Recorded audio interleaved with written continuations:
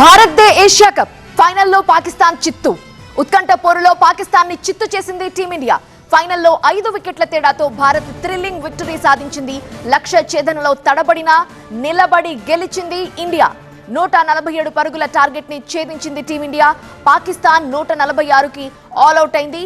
భారత్ 150 పరుగులకు 5 వికెట్లు కోల్పోయింది.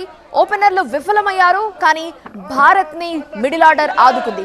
భారత్ ని ఒంటి చేత్తో గెలిపించాడు తెలుగోడు తిలక్ వర్మ.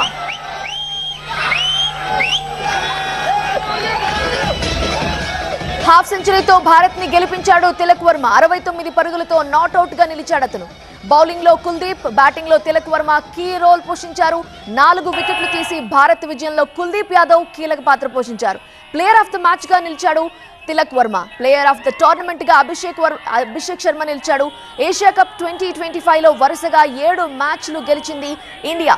ఫైనల్ తో కలిపి భారత్ ఆడిన అన్ని మ్యాచ్ల్లో కూడా విజయం సాధించింది. 17 ఏషియా కప్పుల్లో అత్యధికంగా 9 సార్లు గెలిచింది భారత్.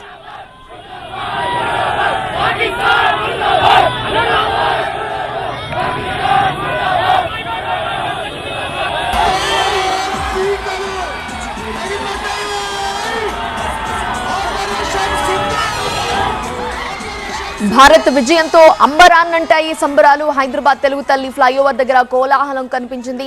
బాణాసంచా కాలుస్తూ టీమిండియా అభిమానులు సెలబ్రేషన్స్ జరుపుకున్నారు. దేశవ్యాప్తంగా మువ్వన్నెల జెండాలతో అభిమానులు సంబరాలు చేశారు.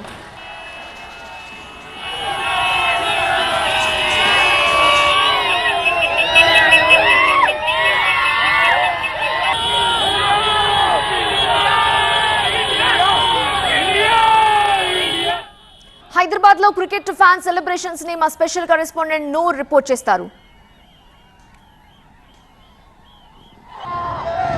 మ్యాచ్ గెలిచిన తర్వాత ఒక్కసారిగా యువకులు మొత్తం ట్యాంక్ బోర్డు వైపు వచ్చి దూసుకురావడం జరిగింది. సెక్రటేరియట్ వైపు ఏకంగా యువకులు దూసుకెళ్లే ప్రయత్నం చేశారు. అక్కడ పోలీస్ బారికేడ్ ఏర్పాటు చేసి భారీ భద్రత ఏర్పాటు చేశారు.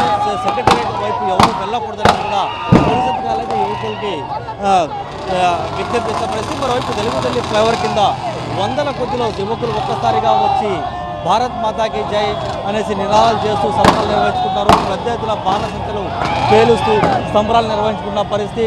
గంటల తరబడి ఇక్కడ హెవీ ట్రాఫిక్ జామ్ అయింది. ఒక పక్క పోలీసు అధికారులు ట్రాఫిక్ క్లియర్ చేసే ప్రయత్నాలు అయితే చేస్తున్నారు. కానీ యువకులు ఒక్కసారిగా యువకులు దూసుకురావడంతో భారత్ మాతాకి జై అంటూ, ఇండియా జై అంటూ నినాదాలు చేస్తున్నారు. పెద్ద ఎత్తున యువకులు తెలుగు తల్లి ఫ్లైఓవర్తో పాటు ట్యాంక్ బండ్ పరిసర ప్రాంతాలు ఒక్కసారిగా సంబరాలు నిర్వహించుకుంటున్నారు. బహుశా సెక్రటరీ చుట్టుపక్కల ప్రాంతాలు అయితే ఒక్కసారిగా భారీగా చేయడంతో తెలుగు తల్లి ఫ్లైఓవర్ కింద పెద్ద ఎత్తున ఇక్కడ సంబరాలు నిర్వహించుకున్న పరిస్థితి. కెమెరా హర్షాతో నూర్ మహమ్మద్, టీవీ 9 హైదరాబాద్.